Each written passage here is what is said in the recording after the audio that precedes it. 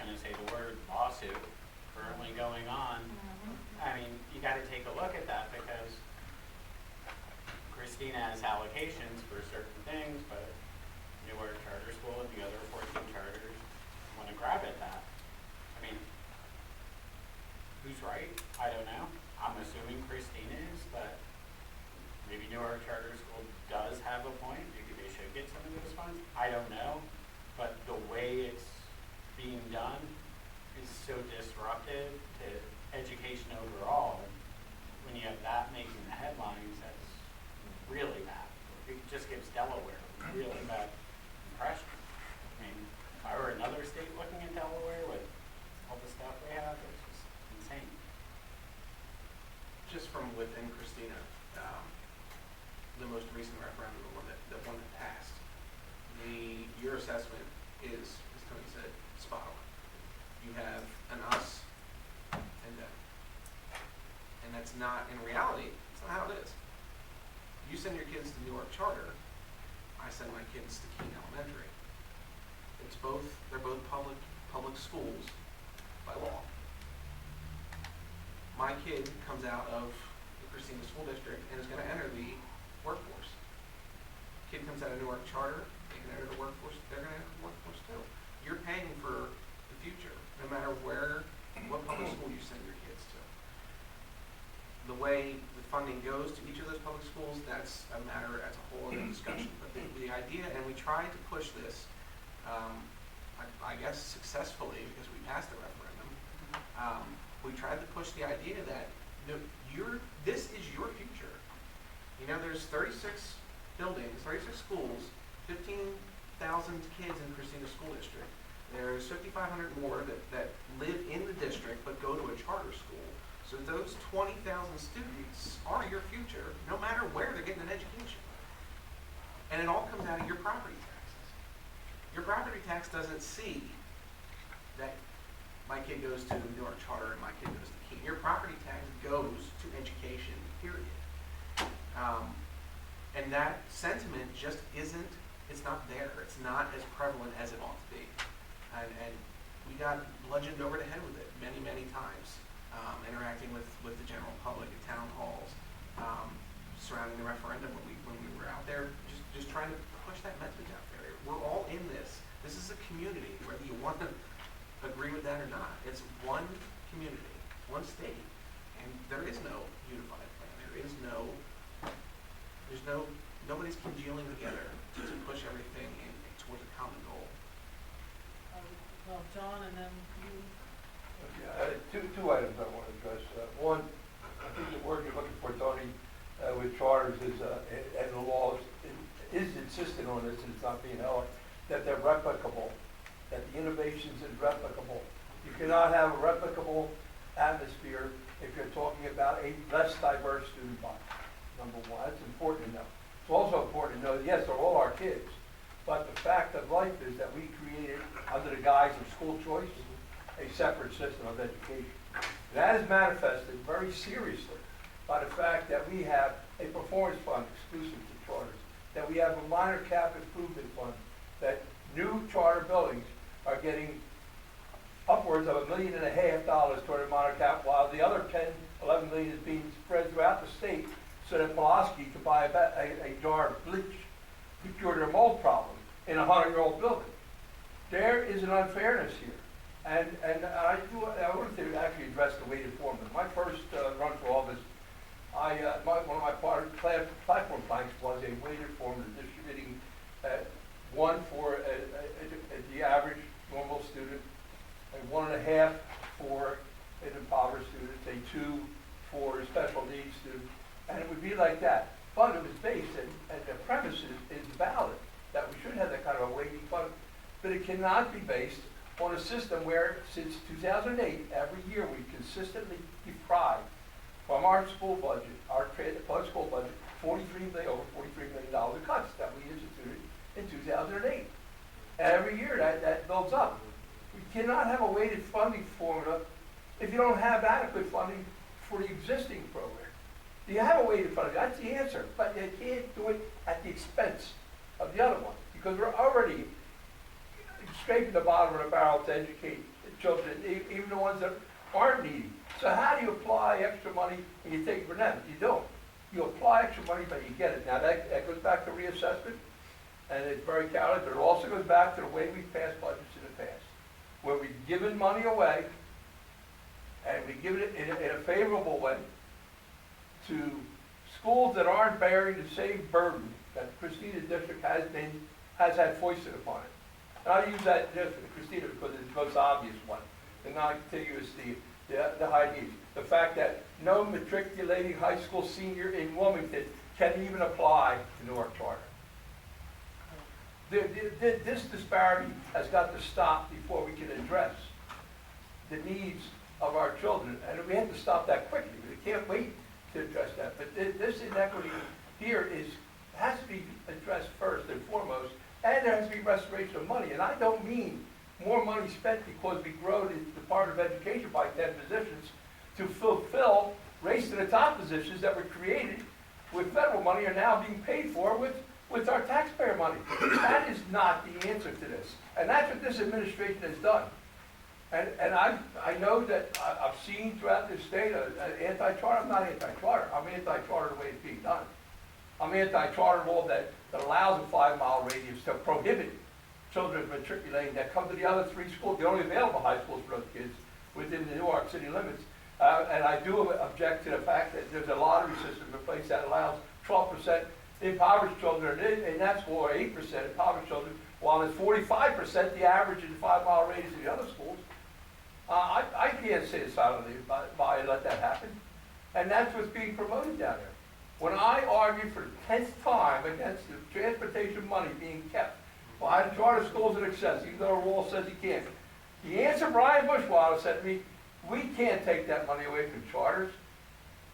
I said, we're not taking the money away from charters. They're getting more, they actually get a third more than the average traditional school for transportation. All we wanted was the money they didn't use for that to be returned, as the law said. And he said, we can't take the money away from charters. We're not taking it away from them. For God's sake, we're taking it away from all our traditional schools. And this cannot happen. This cannot be allowed. Any reform measure, and we will never see the light of day as long as we fail to address the unfortunate circumstances that when we say we need more funding for public education because we cut it, that we take it this formula and say we're 12th in the nation. We're East Coast. All of the school expenses are higher here. You can't go by that criteria about how much it is. You have to stand up and have some goddamn guts if you're a legislator. You have to say, let's adequately fund our public education. Let's adequately fund it and take the money away from $60 million. Would you like to have the $60 million back that we lost to give it away to the corporations or the Delaware Competes Act? That would fund a few extra teachers. I think there's no question that we need an adjustment in our priorities. There's no question. I guess the question is, how we can improve the culture in Dover, because it is this culture in Dover that has fostered where we are now. Tony, of the 50% of impoverished children that's across the state, correct? That's in all 3 counties.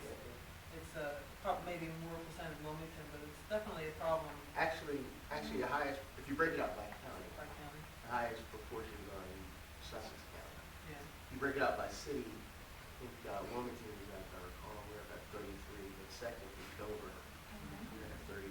There you go. So, Okay, great. and John Paul know this well, a strategic mistake that I own is that as we went into the redistricting battle, when I went down to Dover, I could feel people only see poor kids in Wilmington and Wilmington, right? So it was very hard for me to make the case that this issue is affecting all of you, and in some cases, more of you than in Newcastle County or Wilmington itself, which clouded a lot of discussions and kept me held up with the state board, and kept me held up a little bit with the House of they did the right thing with John and Paul Helper, and then stopped it all in the Senate, and disabled us to ever get the real issue, the real substantive issue on the table, which is this equity for liberal.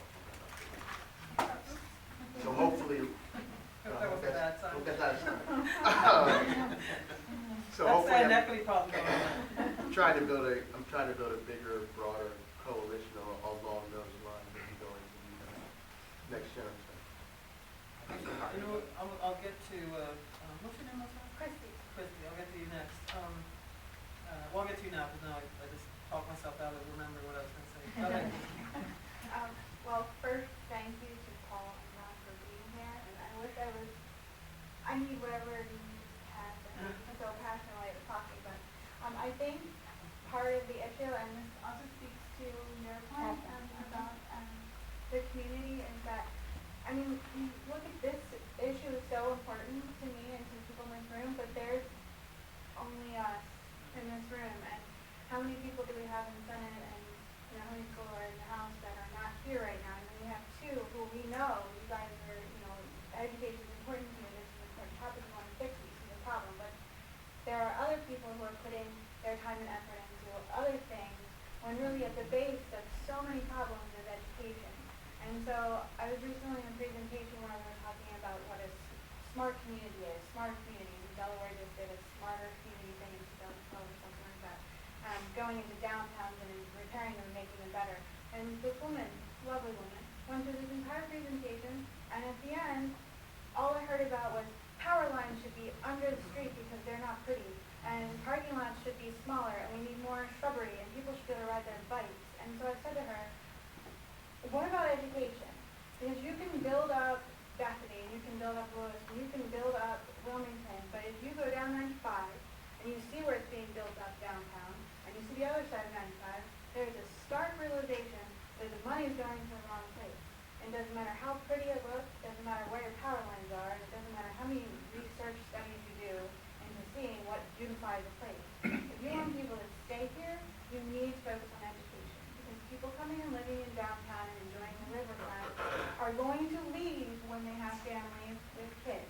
They're not going to stay there because the money is not going to the right place. And so that needs to be said to everybody who has anything to do with legislation and policy reform and what kind of money they put into any research studies, because it's not in the right place. And I think that's really frustrating because we don't have community schools. We have little bubbles of places where people just happen to be and they stay and they have their, hula hoop of space.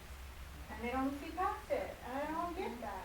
Christy, there's 4 years ago when I ran first time in, I had the misfortune of running at the same time as Brian Townsend as the first time.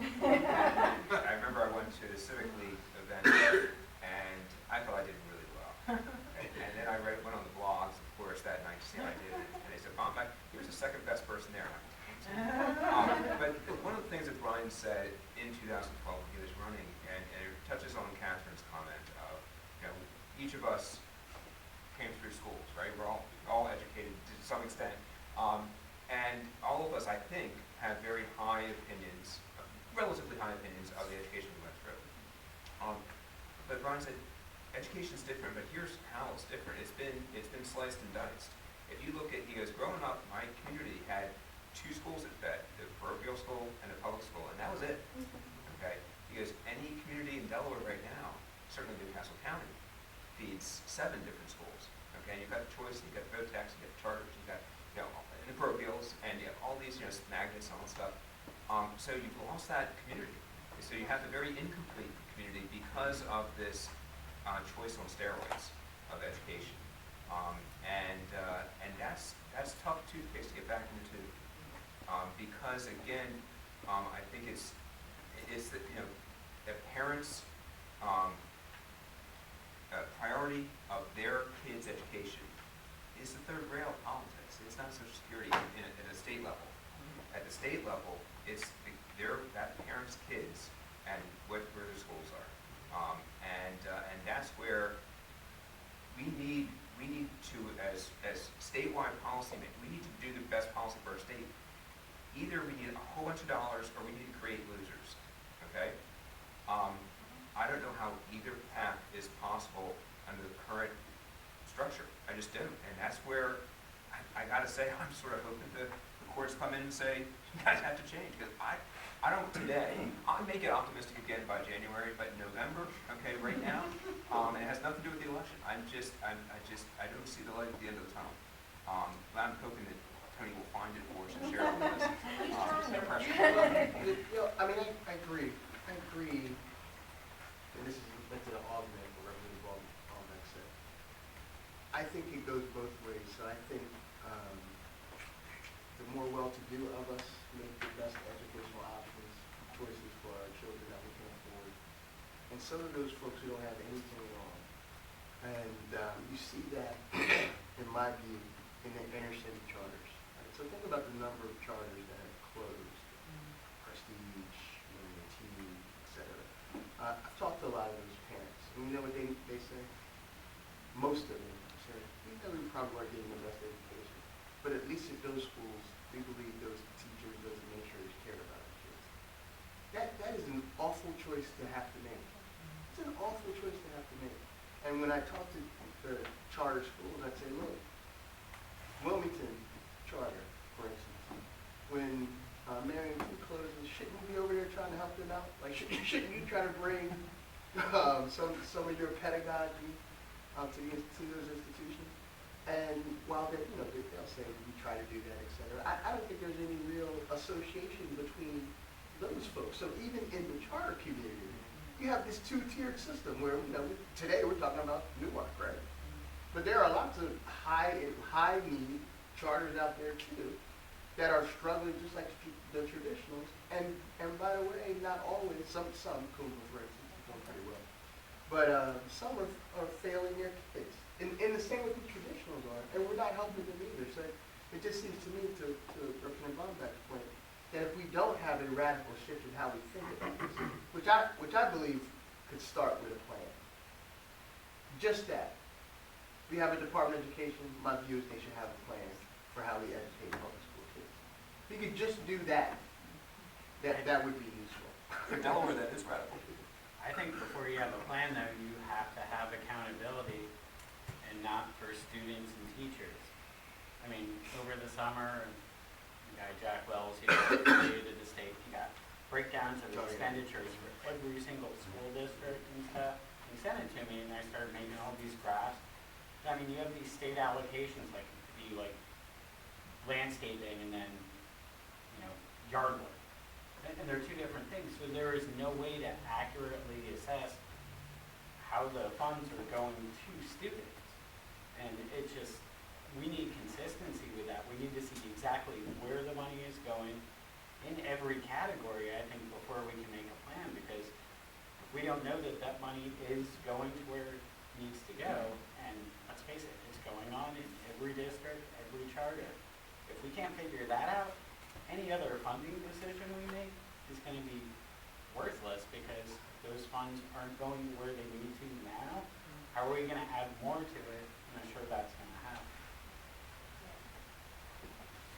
Bill? And then I have a...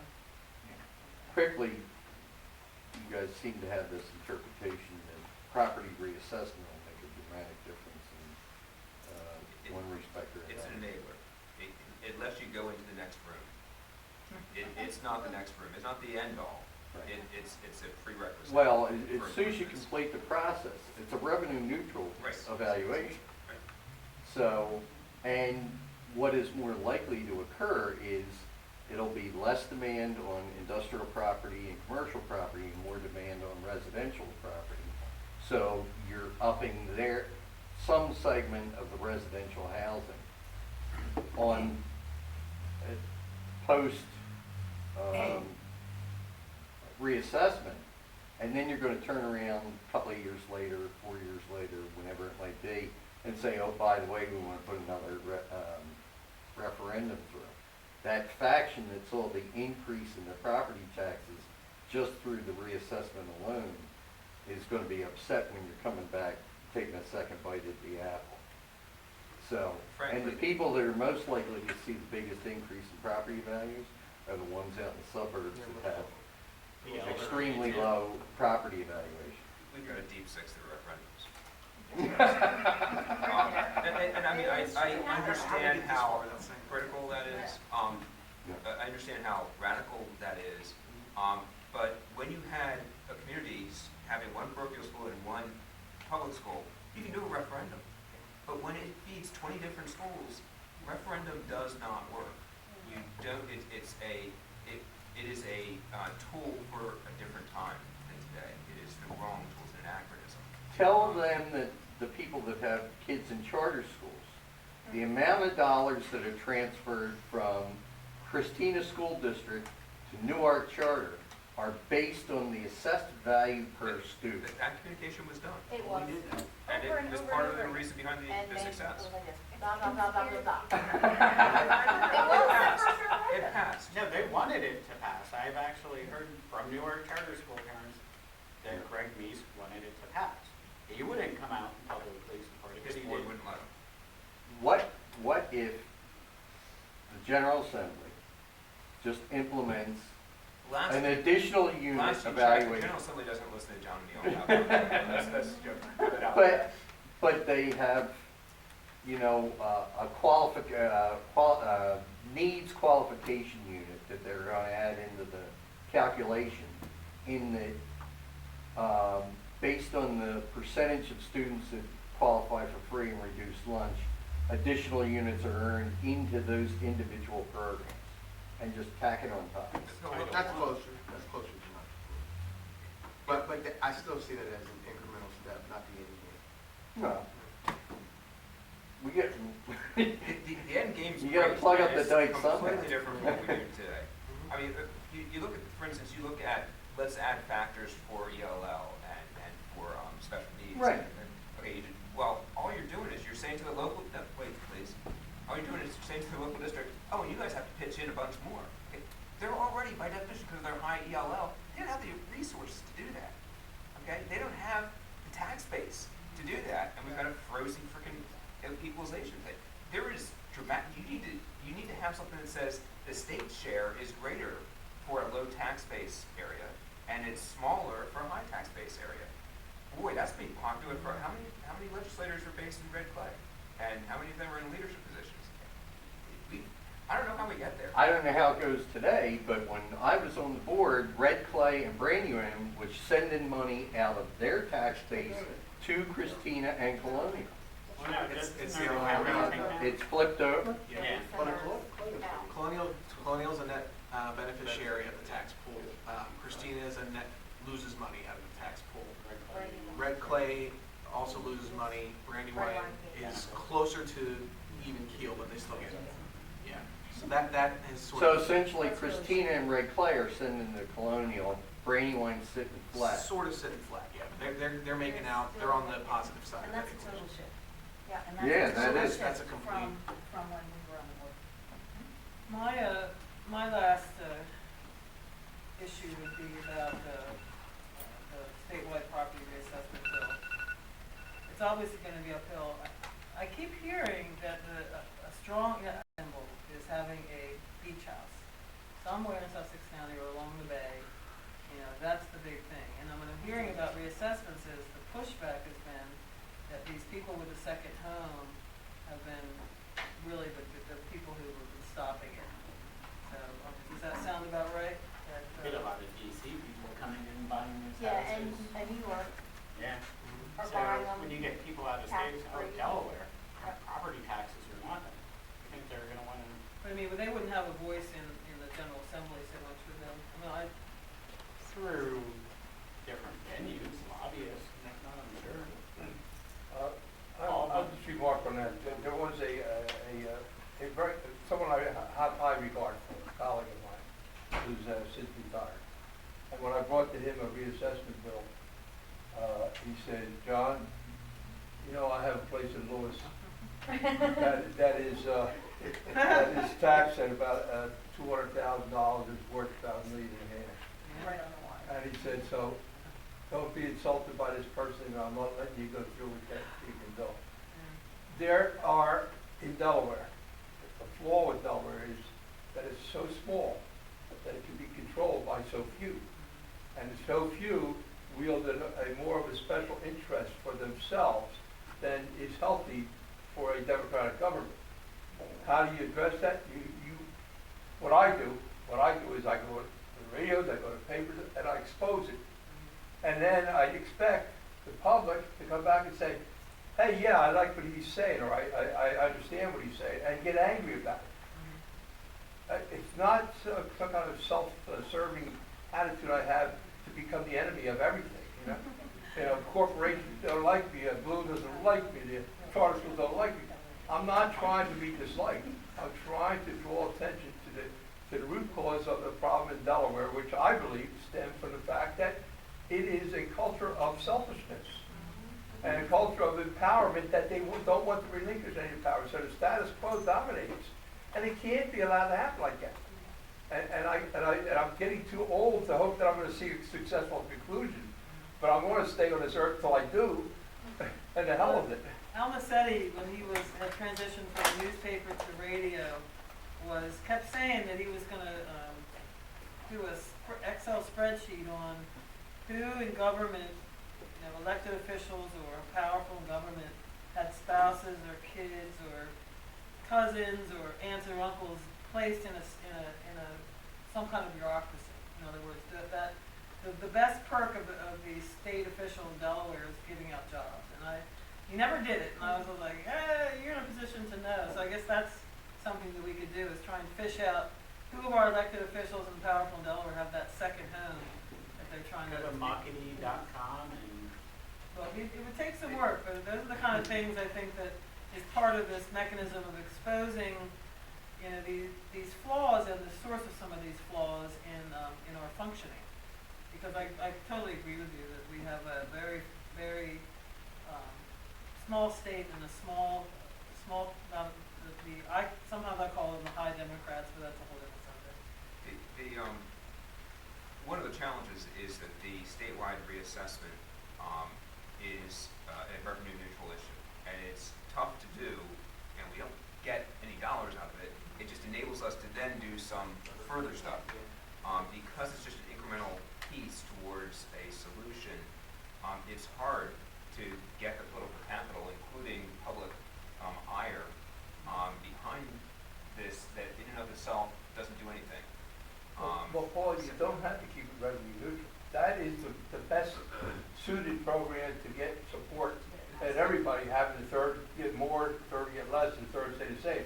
You can just make everybody pay more, but then it becomes more unpopular. And if you ask somebody that's paying $12,000 a year in property tax, school taxes in Long Island, or $12,000 in Massachusetts school taxes, if you ask them if they would gripe about an extra $1,000 taxes, if you just went, everybody gets reassessed at a higher rate. The whole concept of reassessment, by the way, is to enable a 3-year reassessment as you move along, so that new properties come in, and that's the practical way. But you wouldn't have any of those complain about paying the rates that you have here, but you have, and I blame this a lot on the Republican Party, and I hate to be partisan about this. You have this attitude from the Republicans that any kind of an increase, no matter how bearable it may be, is a threat to the civilized world and the economy of every person in this state. They projected that program. They got seniors who say, I'm not paying more. And when I tell seniors, you get a $500 minimum cut in your school taxes. But I still pay a lot more. No, you don't. And you want to tell them, no, you don't. No, you don't. This is your damn future, too. Even if you're only here for a couple more years. But so it isn't necessarily has to be revenue. It doesn't have to be revenue neutral. We can just go in full tilt. Maybe we can negotiate it down to revenue neutrality, and then we get it accepted. Because that guy's no longer there. He still has his house in Lewis. One thing I just want to add, because you brought it up, if you look at Milford right now, there's a tuition tax that the board can raise, and Milford didn't really raise theirs for a lot of years because they knew that taxpayers would get really upset. And this year they realized, okay, we got a lot of special needs costs. They pretty much raised it all at once. You got a ton of elderly citizens down there. All of a sudden their tax bill didn't double, but it went up significantly. And they're freaking out down there. So you have to be really careful how you touch anything because, we have a lot of elderly people in this state. And we don't necessarily want for the low taxes, many of them. Exactly. So it's a Yeah, but double-edged sword. when you leave New York and you're paying $15,000 in taxes a year like my sister is on Long Island, it is really sweet to move to Delaware and pay $1,000 and only be 2.5 hours away from your grandchildren. And that's why they come here. Well, you know what? My sympathy runs thin Oh, I when they're agree. voting against referendums for my children. My sympathy runs thin. Go back to New York and pay your $15,000 a year. Go back. You're coming here and you're voting against the referendums? And you're paying 1/15 of what you paid last year? Come on, I'm sorry. My sympathy runs thin. They're a big part of the problem that we're having, raising revenues for us. And I'll cap it up to me, but I'll just make one point in that, through the Civic League and our various presidents over the 10 years or so I've been involved, especially under Chuck Mulholland, we really tried to dig into the state debt. And we were able to establish by the professional class in Dover, who came and would give up, very begrudgingly, would give up their data, really did exhibit that it is land use that's a key issue, that the fostering of sprawl, I mean, when the recession hit, we were advertising in Jersey and New York for people to come. That was our one plan for economic development in Delaware in those lean years, because that was all we had. But the Civic League was able to establish through the data that, in fact, residential development is extremely expensive. We are putting the roads, the infrastructure, some of that's hidden costs, a building of schools, just supporting this incredible residential development that we had, that spurt, that big bubble of housing, has been incredibly expensive. And it's just something that we just aren't, I mean, that should be part of this plan. There should be, that's what we're going to come away from tonight, is that we have to somehow stop with the State Department of Education having so little oversight, so little serious oversight by the legislative branch. I think that's a problem.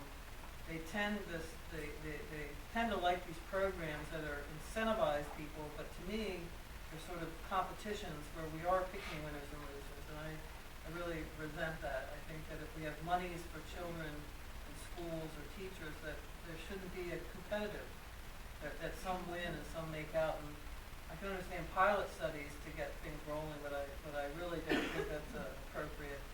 And it seems like our Department of Education favors that sort of approach, but. And they come out with programs that just benefit corporations. It's happening. So reassessment is that, anybody here gonna help try to push for reassessment this year, Trying to help is one thing, but expecting to do anything, expecting to go anywhere is a different question.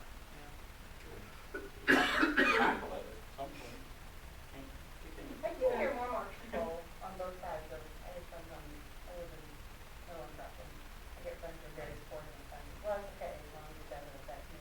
But more and more people are thinking, this is wrong, like, something, like, I just hear more of that, like, so I think that the political will is sort of going, Sure. I'm not from Delaware, but my impression is Delawareans want for themselves first, but they also have very short memories, so doing something in January, they're not gonna remember. In it a non-election forever. year, In a non-election You're year. very And observant. that may be true, but let me correct that. Just turn the ad on, there's an ad on there, Judy Travis, accusing Sean Matthews of raising fees and taxes millions of $30, $40, $50 million.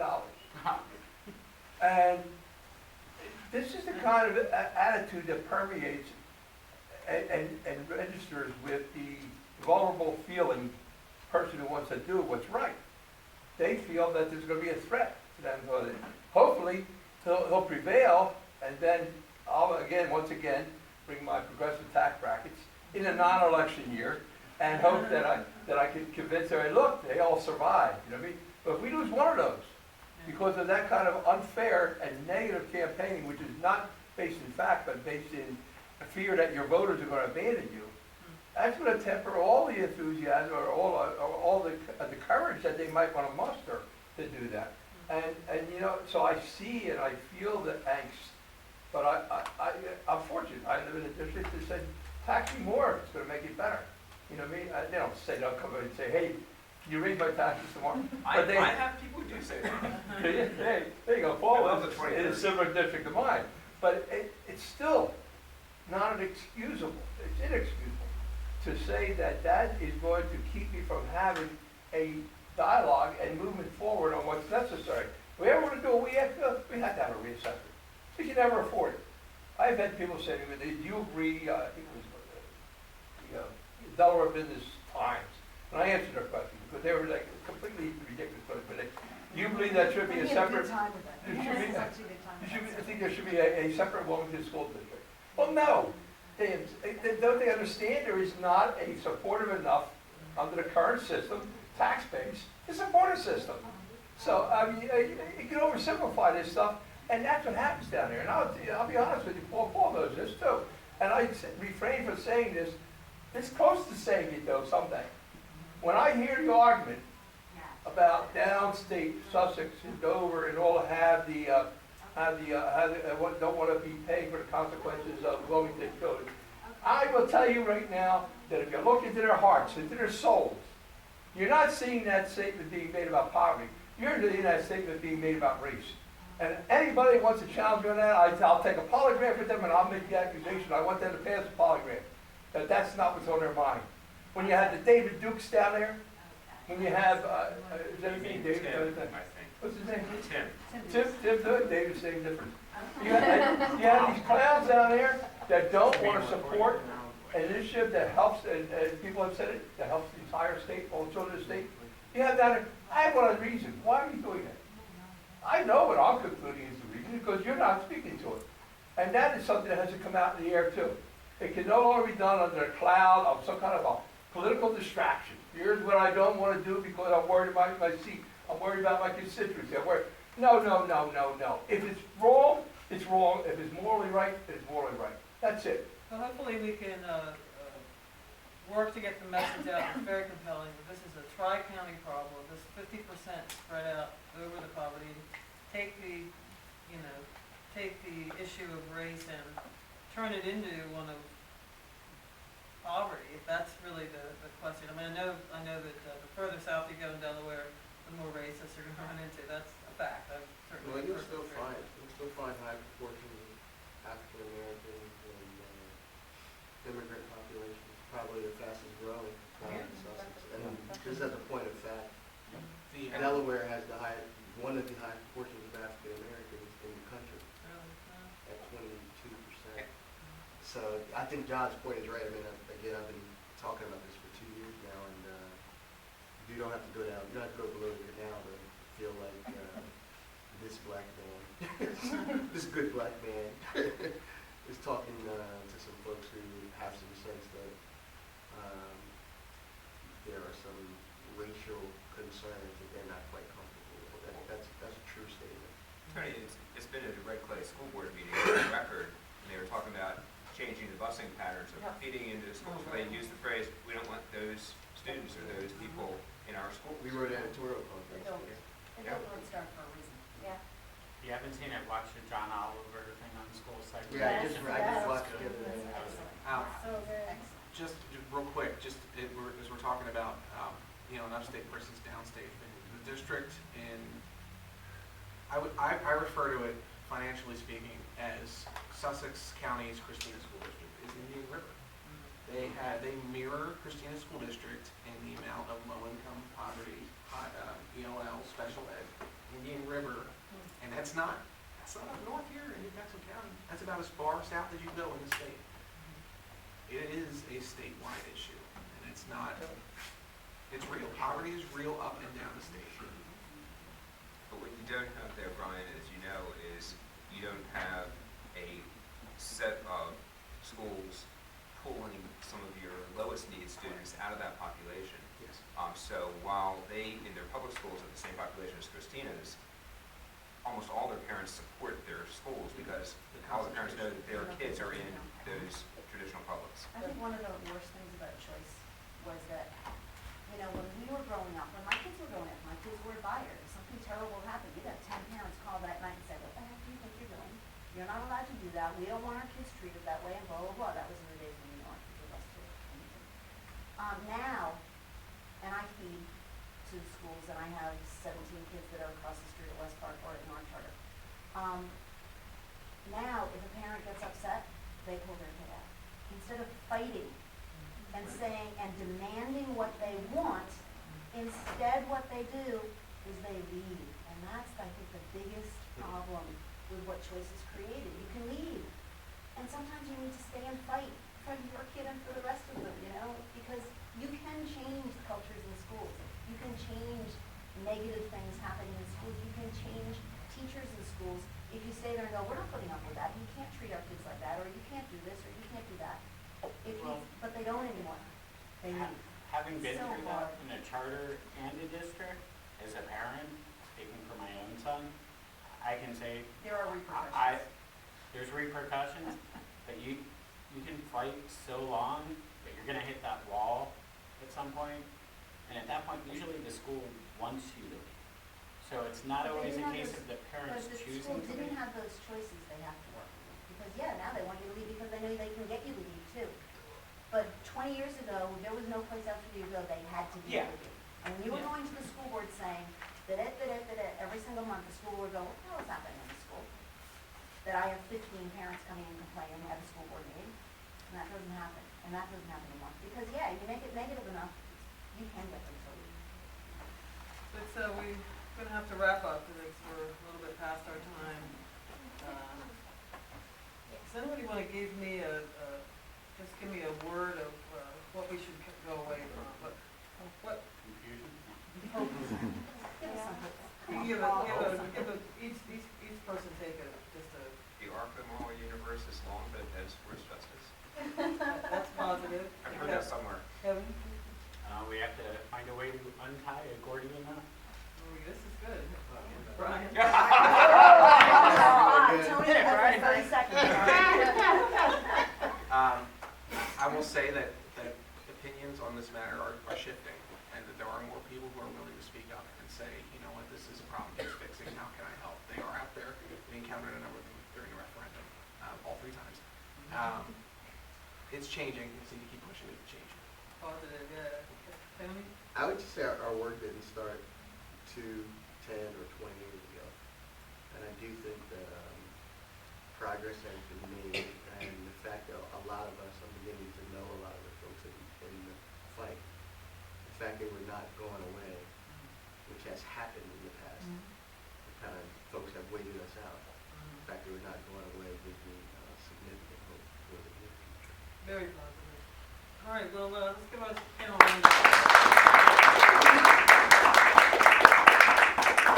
Thank you so much. This is we'll be putting this up. Great. Yeah, we'll